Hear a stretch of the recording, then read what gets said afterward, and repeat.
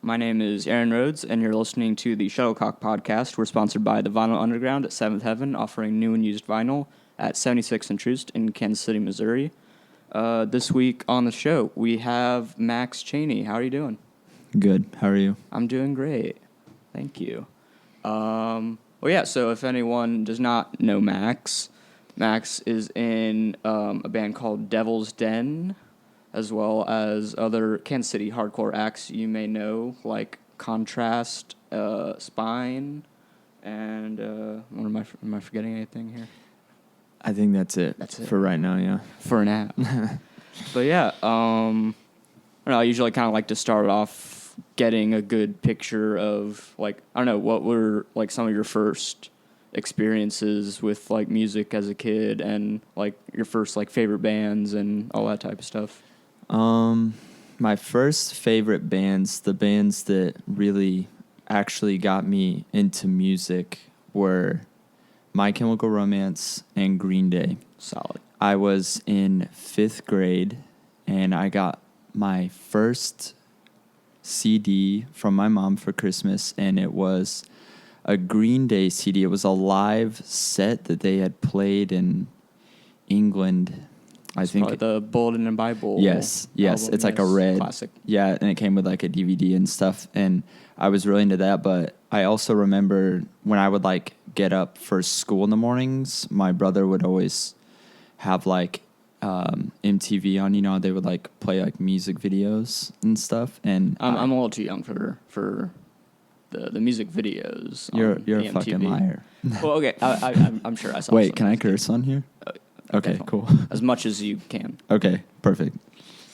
But yeah, it would like they would have music videos up until like 7 a.m. or whatever, and I remember seeing the music video for Helena, and you know, like Gerard Way like carrying like the casket, like and singing the lyrics to the song and eyeliner and like all that stuff, and I was like, "Fuck, what is this? This is sick," and it was super catchy. So then I just like dove into that, and I think shortly after that, Welcome to the Black Parade had come out, which I think might be their more popular record. I'm not really sure. Actually, Devil's Den did a weekend, and Mike Alex was playing a lot of My Chemical Romance and stuff in the car, and it was like fucking so awesome. So. Oh yeah, and yeah, as you kind of mentioned, Gerard Way, great frontman. You know. Yeah, like, incredible. Yeah. Actually, Daniel, who plays in Devil's Den, he said his dad went to, is it Mikey Way, the bass player? He like went to, his dad was at his wedding, which is fucking insane. And MCR at this point does have a bit of a Kansas City connection because, oh man, I'm blanking on his name, but one of the guys from the Get Up Kids ended up playing tour like keyboards for them on the tour, and oh wow, a little bit of like recorded stuff near the end. So yeah, shout out to My Chemical Romance, the best local Kansas City punk band. Absolutely. But when did you kind of start getting into like heavier kind of metal and hardcore stuff? I don't know, like middle school. I remember, so my bridge into like alternative music was like in 7th grade. And one of my friends who I'd met in a history class had actually brought me a CD that it was like a burned CD with like Brand New on it.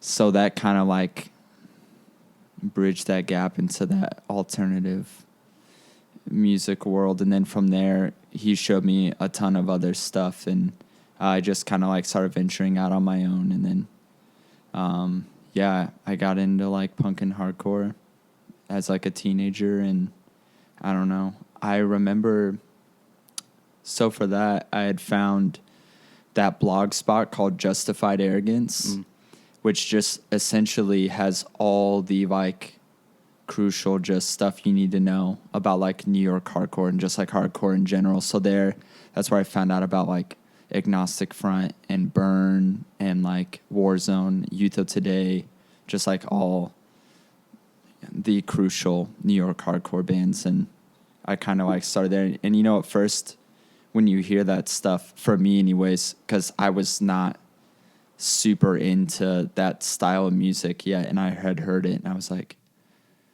you know, there were like bands before that were like sort of like fringe bands, but they weren't just like straightforward, just like gritty hardcore. And I had listened to it, and I was like, man, this is weird. I specifically remember like thinking Youth of Today and Discharge were bad. Like legitimately, I was just like, dude, what is this? Which is funny because now they're like two of my favorite bands. But I like heard it, and I was like, dude, the recording sounds like shit. I don't understand like what's going on. And then I had downloaded all of it to my iTunes. I was huge on putting music on like an iPod and stuff, and I had it all on there. And then I don't know, I just listened to it more and more and got super, super into it. So, oh yeah, and they're always like, if you do kind of start with more like melodic rock music, there definitely is that adjustment period of where like you first hear like a hardcore band and you're like, oh, this sounds like terrible, and like I can't understand the words. Right, and, yeah. Like, then so yeah, there's like that kind of adjustment where you're like, oh, this, like I understand this now. Like either, I don't know, like what was there a moment like kind of like where that started to click for you, or like were you like reading about some of these bands on that blog and like that's when it started to make sense? Yeah, definitely. So like, I can't remember. I think his name is James. He runs Justified Arrogance, or ran it. I don't even know if that blog still happens. He has like an Instagram and stuff. He calls himself the king of subculture, which is literally the fucking corniest thing I've ever heard.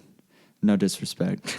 But, yeah, he would like post like, you know, like a Youth of Today record, and there would be a huge write-up about it, about the lineup and like the era of the band, like that era of the band and like all this stuff. So it was super easy access to get into all of it. And, you know, just like with the internet, you can literally find out about fucking anything.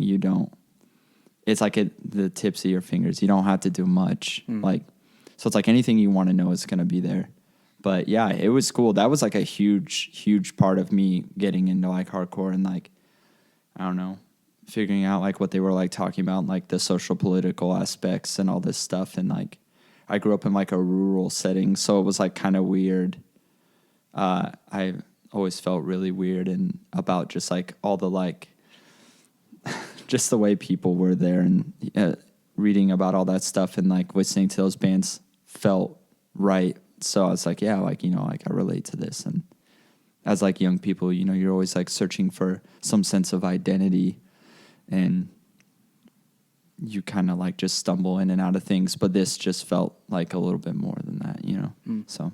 And also a bit of, like, Blogspot in general is, like, a very, like, I don't know, I think it was, like, a very important part of, for a lot of people, like, discovering hardcore and punk music in the, like, late 2000s, early 2010s, Yeah. where, like, it was still, like, kind of the MP3 area, and you could just attach a little, like, Mediafire or Zippy Share link at the end, and, like, yeah, like, and the fact that, like, a lot of those blog spots would like have their blog roll where they'd link to like all their friends' blogs. Right. And, like, you know, you could piece together a cool like MP3 collection out of just running through all those. Yeah, I mean, dude, I still do that exact same thing. I don't have like Apple Music or Spotify or anything, which, you know, I feel like it's only a matter of time before I transition into that out of convenience. But I don't know. I love downloading music. I just have it all and I put it right on my phone. It takes up like over half the storage, but I don't know. I love going through blogs, and, you know, a lot of that stuff, it's like was uploaded in 2013 and someone had reported it, so it's like expired. So then I go and rip the YouTube link and just like download the entire tape as like one whole like audio clip, and then just like put it on. And then, you know, it's nice because then you want to listen to like the tape or whatever it was all the way through. Like, I don't know, for example, like Scrapyard from Chicago, their like demo, I think it came out in 2010. Love that band. So fucking good. And the demo is like, you know, it's a little rough around the edges, which is like, to me, that's nice. But the vocals were kind of like, I feel like they got kind of like lost in the mix and everything sometimes. And I recently stumbled upon someone who remixed the entire tape. And the only thing that's different is it's way more trebly somehow, which is fine. And the vocals are much more clear. And it's so sick, and that's all I've been listening to, which is also like when I found it was just like one song. So it's all just one tape. Yeah. And it's so fucking good. So I've been like re-listening to that, and then Did Ryan Lowry sing in that band, or does he played bass? Play bass? Yeah. That was a cool band. Big fan of almost all the bands he's done or like been a part of. No, his photography is Yeah. I love all that. Yeah. Oh yeah, and that band played. I think they played Outer Space. Like I think that was out in like North KC. It was a weird spot for a few months. Yeah, I'm trying to was remember if I was even at that show. it was someone's release show. Oh yeah, that might have been with No Class and No Master. Yeah, yeah, that was a cool show. Oh yeah, and even like another instance of that weird kind of internet audio. Like I don't know if you know the New York band Murderer. It's like Dude, love the new LP. I actually just got around to ordering that last night. That's all I've been listening to. No, yeah, but and I didn't even know that LP was coming out until like a week before it, because I just thought that band was like done forever. They had that one demo tape, Yeah, like, which was like 4 or 5 years ago, Yeah, and it sounds old. like it was recorded like in a tin can, Yeah. which is part of like what made it cool. But I was like, I want it to be a little nicer, and I eventually found like someone like kind of messed with the audio, and I found a different like set of MP3s for it. But that was it's kind of a weird thing having to do like as a someone like trying to track all of that music down, but that was kind of another fun part of it. Dude, some of like the roughness though can almost like give more character to the music. I mean, like I guess like a record I wish almost every punk or hardcore record sounded like was Can't Close My Eyes by Youth of Today. It's like, to me, it's like perfectly produced. It's like just rough enough, but you can still make out everything that's happening, and just like makes the mosh parts sound like 10 times heavier than I feel like they actually are. Because like, I don't know, it's fucking sick. So I like it a lot. Oh yeah, and you mentioned you kind of grew up in like a more rural area. Like what city? Like were you in? So it's like 45 minutes north of Kansas City, and it's called Excelsior Springs. Okay. Yeah, and it was like a town of like 25,000 people. Very weird, small. I talked about them earlier, listening to My Chemical Romance, but Alex like kind of describes it as like a weird mountain town. It's really cool. I mean, there's like little stuff there, you know. There's like a 4-diamond hotel, which I also worked at one point. It's like has the nicest spa in Missouri, which is like really fucking weird, but yeah, it's all cool. the springs, right? Yes, exactly, which have all been, they're all dried up. So. But no, how did you first kind of venture? Like, 'cause was Dead Ties your first band? Yeah. Yeah. So like, as far were those Springs people, or did you come to Kansas City? Yeah, so a couple. There was like a dude from Kansas City. I don't want to say his name because he fucking sucks. And so he was like wanting to start something, and I wanted to play like hardcore music. I think I was 17. And I wanted to like start something that was like a hardcore band. So I was like also trying to like show these people who are all older than me. I think they were like probably 21. And then this guy who will not be named, Voldemort, we'll call him. He wanted to like sing in a band, but none of them really had any idea about like hardcore music. I mean, I wasn't even involved with hardcore music in Kansas City. I was terrified to come to any shows. I didn't like know anybody, not like a lot of people. So at least within hardcore, so I was like, I don't really know. So I was trying to get these guys interested in hardcore music, which didn't really happen. I mean, like, so they had no idea. I just kind of was like working with what I had to like just play music, and it eventually wasn't really working. But at that point in time, Dead Ties had played a couple hardcore shows, and through that I had become acquainted with like a couple people. Like I think Antonio was one of the first people I'd actually met. So let me just say first, I've known Daniel longer than all of these people. I've known Daniel for a really long time. He's probably one of my longest friends. But I met Antonio at a show, and it's weird because he came up to me. It was the first Spine show I went to, and he was like, "Hey, have you paid yet?" I was like, "No." He's like, "Cool. Well, just follow me up front." And then he like introduced himself to me, asked me what my name was, and then he like asked where I was from, because hardcore it's a very small circle. So he's like, I haven't seen you around. And I told him where I was from, and he actually lived in the town right next to Excelsior Springs called Kearney and went to high school there. They're like 5 minutes from each other. It's so weird. It's a really small world, but so we kind of connected on that, and then we became friends. And I just like kept coming around, and yeah. So. And you, because I remember, I don't know if I either saw Dead Ties once or maybe not at all, but like you guys played some like Sandbox and Art Closet shows. Yeah. That was kind of like the era. Yeah. And also that's like the band that helped me, besides just starting to come around, helped me meet everyone that I like know now, obviously. And then we would like play, I don't know, just whatever shows anyone was like booking. And then I met David, and David, just from him playing in like Sad Armor and stuff, and like our bands would like play shows together, and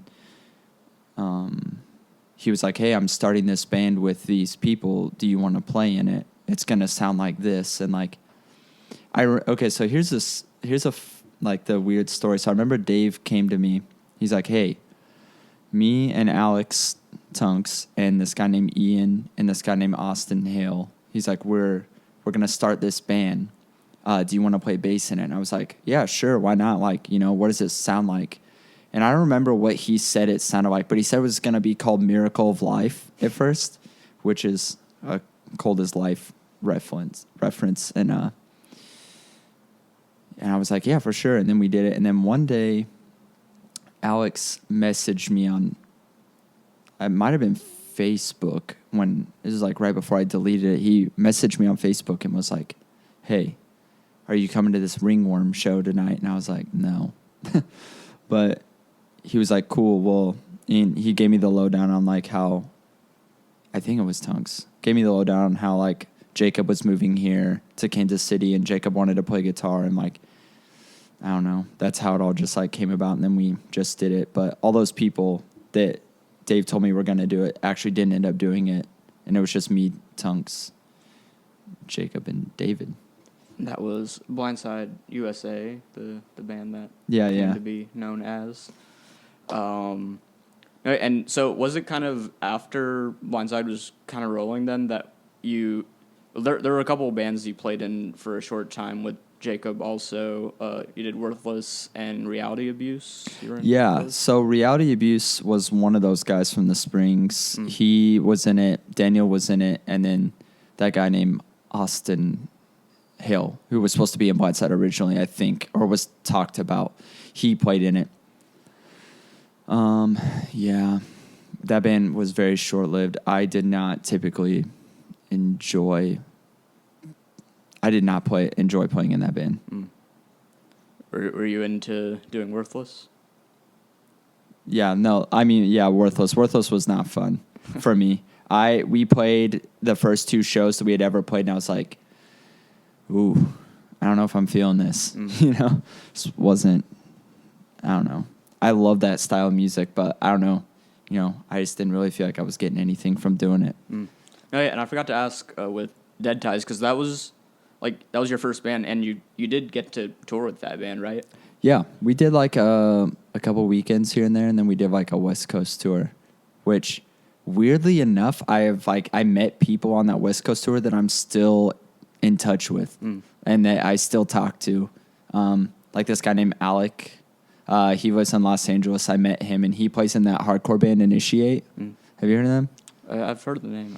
Yeah, he plays in that, and we've like stayed friends. And when Spine played in Los Angeles this past summer, I actually met up with him because Initiate had opened the first day of Sound and Fury. So we like met up and got coffee and just like caught up and stuff because we're both into a lot of the same things. And He's a really cool guy, yeah. So I've stayed in touch with him and like a few other people, so it's pretty sick. No, yeah, I just thought that was cool because I don't know. I feel like most people's like first hardcore bands like probably never get to tour and just Right. out of the gate, Yeah, be out there. that's really something I really really wanted to do. So I was just kind of like, yo, let's do it, and then finally, you manifested it. yes, Nice. exactly. No, yeah, and Blindside, was that the first time you got to put out a vinyl of anything you'd worked on too? Yeah, No, I think that's a good kind of milestone for a lot of bands. Yeah, definitely. That was pretty cool. I mean, at the time, I was like, yeah, that's cool. I mean, I don't know if it's because I've done it or what, but now I don't actually care that much about vinyl. Honestly, like I have a lot of records, but I'm still just like, yeah, it's cool. Like, I don't know. As long as like music is being put out in some physical format, that's all I really care about. I don't care if it's like a tape or a record or whatever. Oh, yeah, and so now that Blindside's been done for like a year or so, like where do you kind of like, I don't know, like how do you kind of look back and like reflect on it? Like what like stood out to you most about being in that band? Honestly, I don't really think about Blindside that much. I mean, it was like cool and it was like really fun while we did it. And I think as a band, we did everything that we could have done and that I feel like a hardcore band should do. You know, we put out like demo, promo tape, 7-inch. Then we did like a split with this band called Kept in Line from Dallas that we did like a tour with.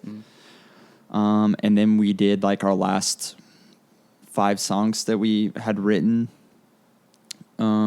And yeah, I feel like that's like a ton of music to put out for a hardcore band, especially, you know, we were a band for like 3 years, and I think it's always good when bands know when to call it a day, like, and not stick around for too long. I mean, I don't know. Yeah, I don't think about Blindside very much. I mean, for me, I guess there's no reason to like look back on and reminisce or be nostalgic about that stuff. I just want to think just straightforward. Like, I want to do Devil's Den even better. And then like after Devil's Den, you know, after you've had your feelers out for so long with all these bands, it's like you kind of like get a groove for what to do and what not to do. And like there's certain things about Blindside that I want to abandon entirely and not carry over into Devil's Den. There's a lot of parts that I do want to carry over into Devil's Den. Not even like sonically, but just I guess like ethically as a band. But yeah, I mean, Are there any of those elements that you can think of off the top of your head that I don't know, I guess just like ones I want to bring over, ones I want to leave behind. Yeah, either. I don't know, like I guess like for example, like there were like when we would put out a record, like the timing didn't always work for touring to like promote it and really push it. Not saying that the records like did bad, because I think they did fine. I don't really know. I don't keep up with a lot of that stuff, but I don't know, like, for example, like, so yeah, for Devil's Dance, like, we just put out that tape, and, like, we have, like, a shit ton of touring we're about to do. Like, we just announced that run with Lurk today that we're going to do in March, and then we're going to do a tour in May that'll be, like, probably 16 or 17 days, like, just do, like, a long-ass West Coast tour, and then, like, we have, like, a run that we're going to do early May, like, 3 or 4 days. Like, you know, we're just going to try and push as much as we can before this like next release, so people get like a full taste of like what the band is and like what we're doing, and kind of like put our name out there a little more. So, because touring, I mean, like, I don't really know how much touring matters, but I think it does to some degree. Yeah, And yeah, I think it definitely is like one of the most important things for a. I mean, it depends what you want your band to be, but like Right. if you do want people to know about your band, I think touring is one of the best ways you can do it, because like even now, like I remember when I was first going to like DIY punk and hardcore shows, like I didn't really have much of a grasp of what the larger like North American like punk and hardcore scene was like. I was just learning about a band as they came to town. Right. So like, cause you don't know what like labels to look at or what websites to look at and all Definitely. that. So I think just for all those people who do still like just discover bands as they come through their town, like that's one of the best ways you can do it. Yeah, absolutely. So yeah, I mean, we're just gonna like push the record, and we're still a new band, and just kind of like put our name out there and see what all we can do with it, you know. Okay, and so you had the Intruder EP that first came out. Was it last year? Yep. And I don't know what kind of were you happy with the kind of reception it got, and I don't know what like were you just happy with how the tape came out and everything? Yeah, definitely. I mean, the only thing I'd maybe change is a few things about the artwork, but other than that, I mean, yeah, you know, like I said, I try not to like reflect too much on that stuff. Like I just kind of like, I'm like, okay, the demo's out. It sounds like pretty much how I want it to sound like, and I think how everyone in Devilston wanted to sound like, just like a demo. And then from there, you know, you kind of just like say, hey, okay, well, there's these things I want to take from it and these things I want to leave behind, and then just carry over into the next record and don't like think too much about it and just keep moving forward and just keep looking forward, you know. So. And you have the new tape out, which is called First Nature Brutalism, and that came out just last month, I think. What is this, January? December? I think it came out in November or October. Well, I don't know. One of the two, yeah, but it's fresh, new. And I was curious, what like is the title in reference to like the architecture style, or is there something else there that inspired the name? So I've actually, so First Nature Brutalism, I guess just for me, like, First Nature is a philosophical conundrum in itself.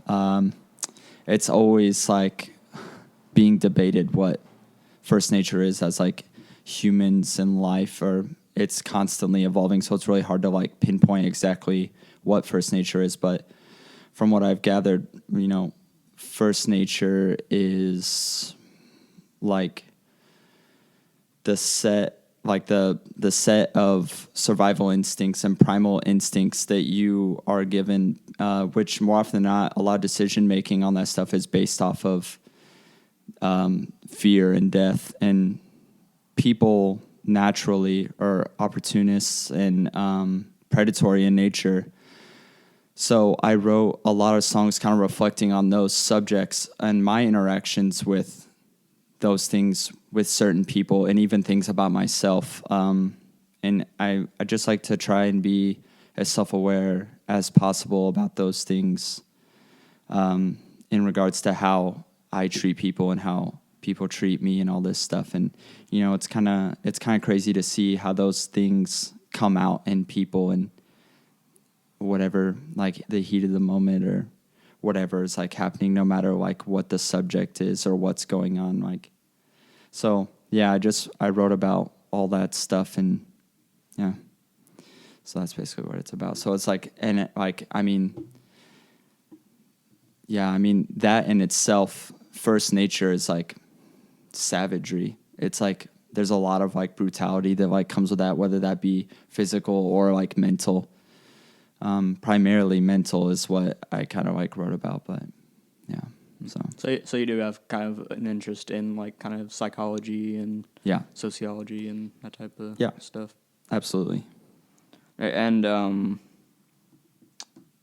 and just like I think even moving from the first EP to the new one, like it is like even a darker like kind of aesthetic that the band has kind of taken on through like your lyrics and the art and everything. Yeah. So like your songwriting, like did it kind of move from like into like a specifically darker place between the times you were writing? Yeah. I mean, like, I don't know, you know, just like as you get older, like more and more life happens. I don't know, for me, things become much more real in this like physical world, and like you become, I don't know, I'd like to think that you become more self-aware. Some people actually regress terribly from that as they get older somehow, but yeah, I don't know. I mean, it's all about just like, it's all just like negative. It's all like really bad shit that like goes on, and stuff that, you know, you can't really talk about to anyone, or like maybe you have talked about it to a select handful of people, but I don't know. It's like yeah. And do you, like maybe this will be something you come to like further on, but like do you ever worry that like you're gonna like be bumming yourself out like with your work too much? Yeah. Like do you have like a fun pop thing that like you kind of retreat to at some point, or No. no? I mean, yeah, I do worry about that all the time, actually. Like, I've been thinking about it a lot lately, you know, like, you kind of, like, look at things in retrospect, and you're like, damn, you look back at all the things that I look back at all the things that I've, like, written about and stuff, and the subject matter, and I'm just like, fuck, like, is this actually, like, good for me? Like, I can't really, I mean, at this point in time, I have no idea, like,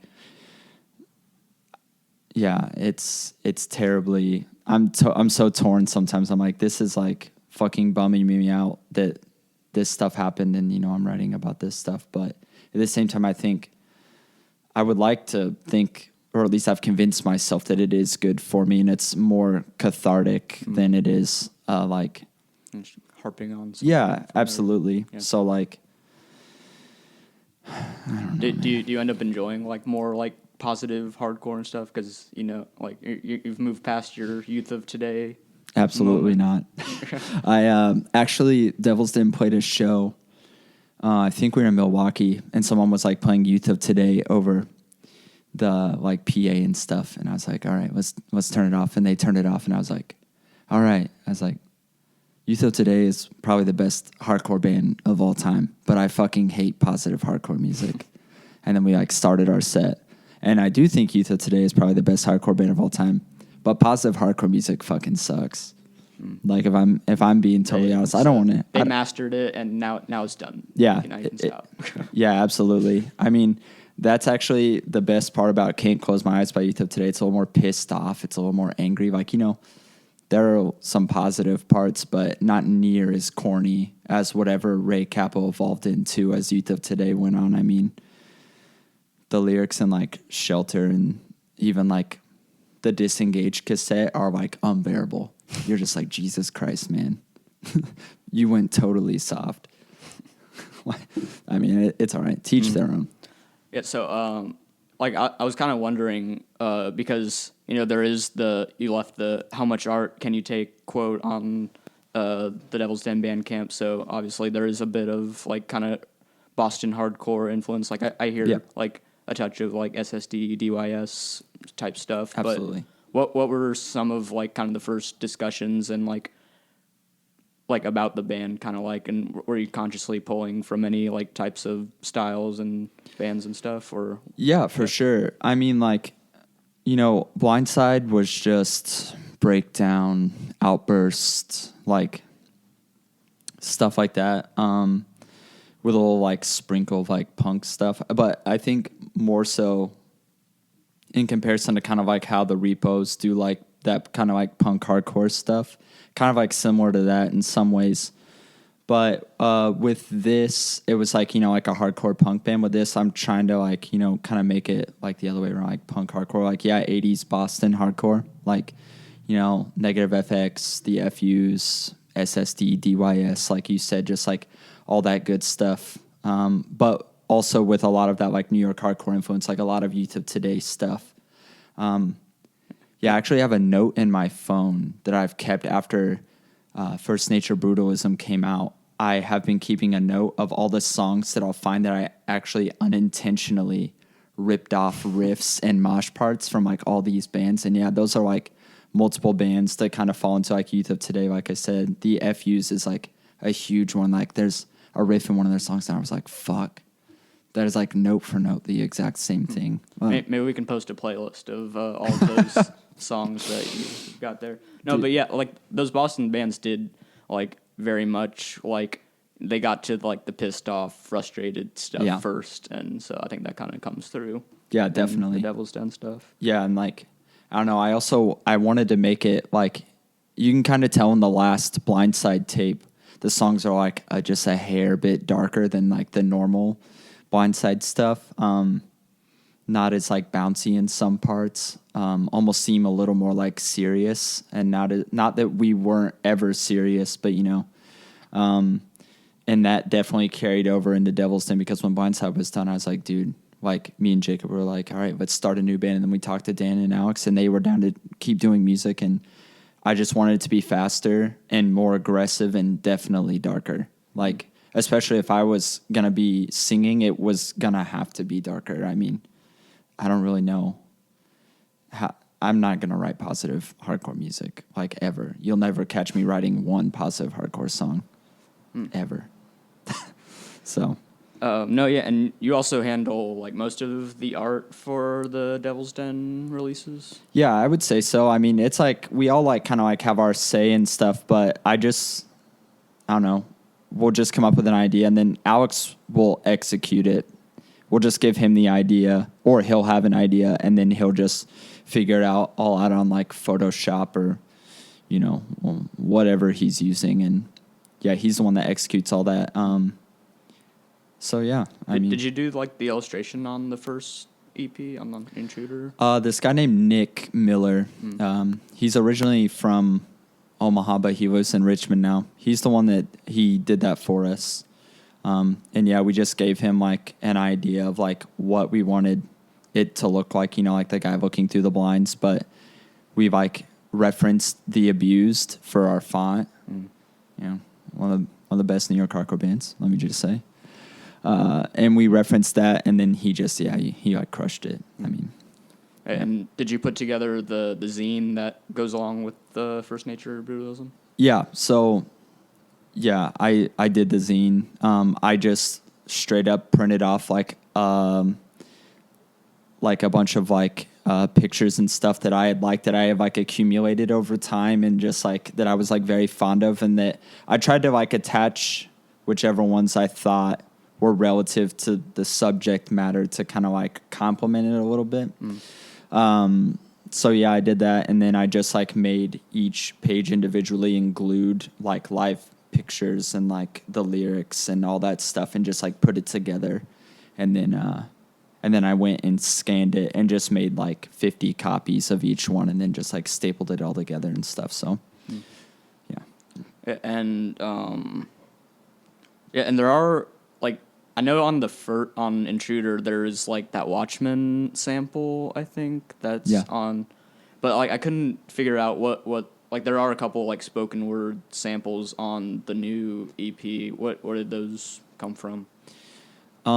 So the first one that starts out is from She Said Destroy, and it's about this guy going to his like professor, and his professor's like yelling at him for being like a little shithead in class and stuff, and he's just like telling him, there's like a lot of dialogue before that specific part, but he's just like, if you're gonna be at this school and stuff, like you have to be this way and you have to be that way and all this stuff, and that's like pretty similar to what the song is about. And the second one was actually a Charles Manson quote about just like the prison system and like how fucked up it is, which isn't exactly what that song, that clip is used in, is about, but it can go like hand in hand, like they're like relative to one another. So I figured that would go in there, because I'm not just gonna like use like some like weird sound clip for no reason because it sounds cool. It has to have something to do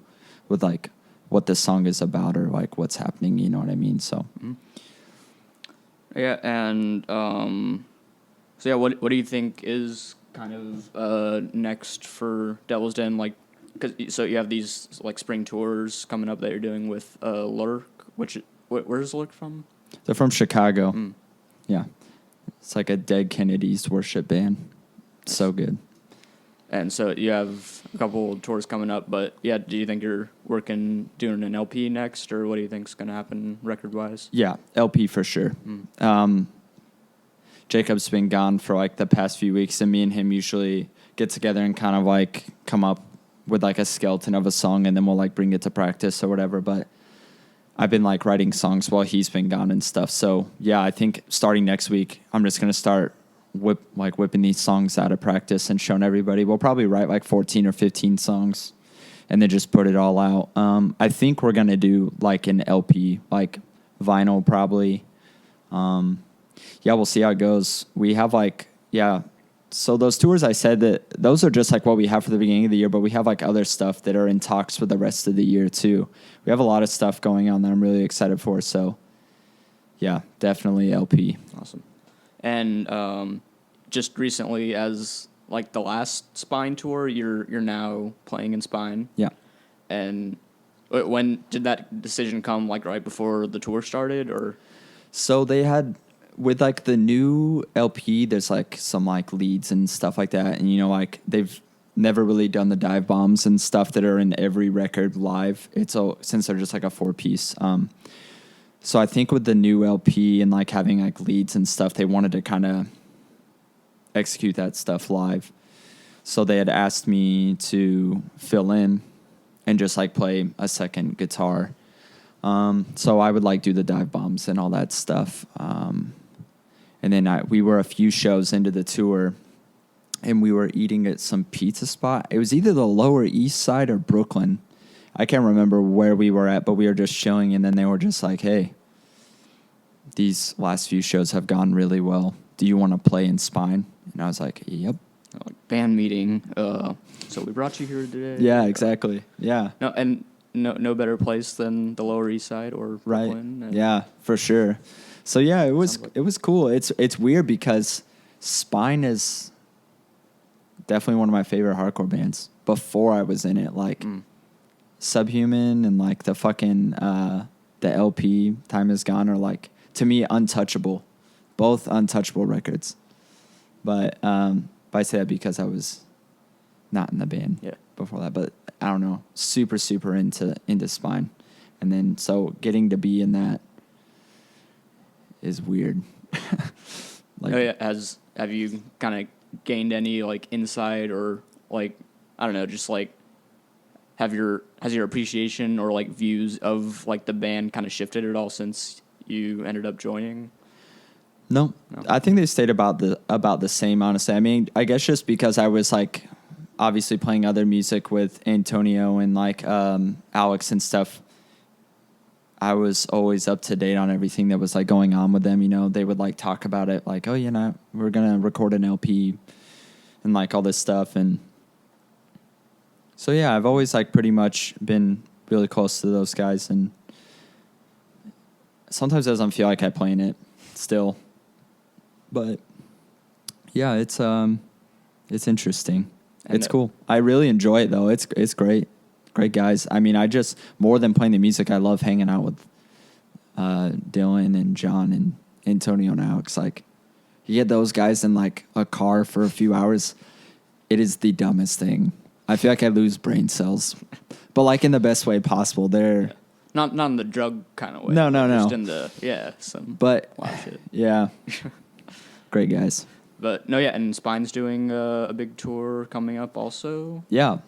Really looking forward to that. West Coast? Yeah, we're going to do like a full West Coast tour. We're going to start off here playing a show with Crisis Actor, which is like a new band from here. I think from when I was listening to it the other day, because they practice right down the hall from Spine and Devilston, it sounds like, to me, it reminds me of like Catharsis in some ways, minus the dreadlocks.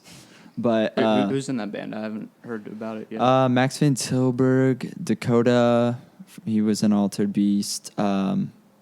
Thrasher's in it.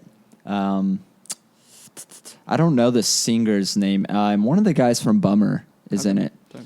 Yeah, dude, they sound solid. It sounds so good. Like, the other day, me and Alex were setting up at practice, and we just weren't saying anything. We were just looking at each other, like, nodding, like, damn, this is pretty good, Nice. So, yeah, Crisis Actor is playing this band called Constraint from Louisville. It's like a straight edge band. And they had the split with Contrast, right? Yeah. They did a split with Contrast, and then Devilston and Spine. There's another band playing. I can't remember who it is. I feel like a dick, but I just saw the flyer today for the first time. And the tour is going to be like mostly with Regional Justice Center too? Yeah, all Regional Justice Center and this band called Harm Done from Europe. And then the last few dates, Sex Prisoner is on it, which is, it's sick. It's like, to me, a crazy lineup. I mean, Regional Justice Center is one of my favorite hardcore bands right now. So I'm really excited that we get to tour with them. That's going to be cool to see them every single night. So, And did that RJC record come out on Iron Lung too? Because I know Sex Prisoner is kind of part of that whole crew. I'm trying to remember. I'm Maybe honestly not sure. Stylistically, it does match up really well. Yeah, too. yeah. That'll be a cool. Yeah, I'm not sure who did that. I know Straight and Alert. It might have just been Straight and Alert. I'm not sure. I have the tape, but I haven't like looked at it a lot. I just pull it out and play it. So. Oh, yeah, and so what is up with Contrast right now? Is anything happening there? I imagine with Spine being on Bridge 9, that's kind of upped the... Yeah. I'm stakes. not really sure what Contrast is doing. I guess the best way... I would say indefinite hiatus, but we might do stuff. I don't really know. Like, who knows? I don't think anyone has any idea. I think we're just like chilling, and I'm just more focused on writing the Devil's Den songs and then touring with Spine and doing all that stuff, and also touring with Devil's Den. But okay. And now the most important question I have for you. Will we ever hear again from Primitive Future? Because I love that single that came out and then nothing happened.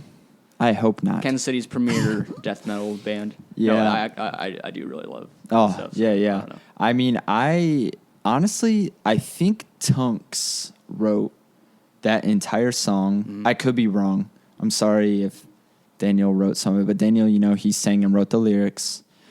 I have no idea. I just recorded the bass. I mean, that's literally it. I have no idea. I mean, okay, so I'll hear back from you next time you come on. Primitive Future will have an LP. It'll be going on tour. God. It'll be great. Thank you very much. No. I mean, who knows? Honestly, I don't think so. I don't think Primitive Future is anything. I mean, I don't know.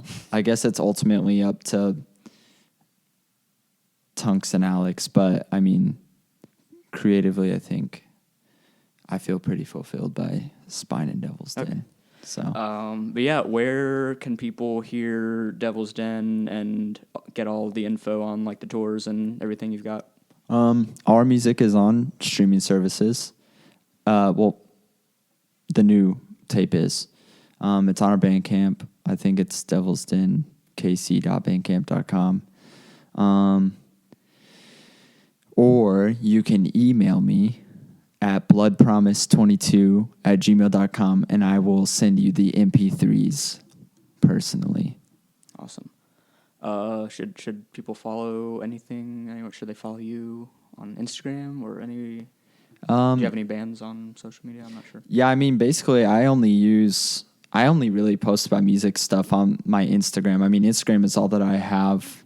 But I mean, if you care to keep up with like Devil's Den stuff, you can follow me there. It's at body to body, job to job. Awesome. So yeah, and people can follow at Shuttlecock Mag on Facebook, Twitter, and Instagram. Check out the web store at shuttlecockmag.bigcartel.com. You can get T-shirts, the new photo zine, buttons, and look out for. We have a few shows booked in March with some touring bands coming to Kansas City. So check the Facebook page for those. And am I forgetting anything? Oh, yeah, and just visit shuttlecockmusic.com for all the articles and everything. And, yeah, I appreciate you being on the show today, Max. Yeah, thank you. It was awesome. Hell yeah.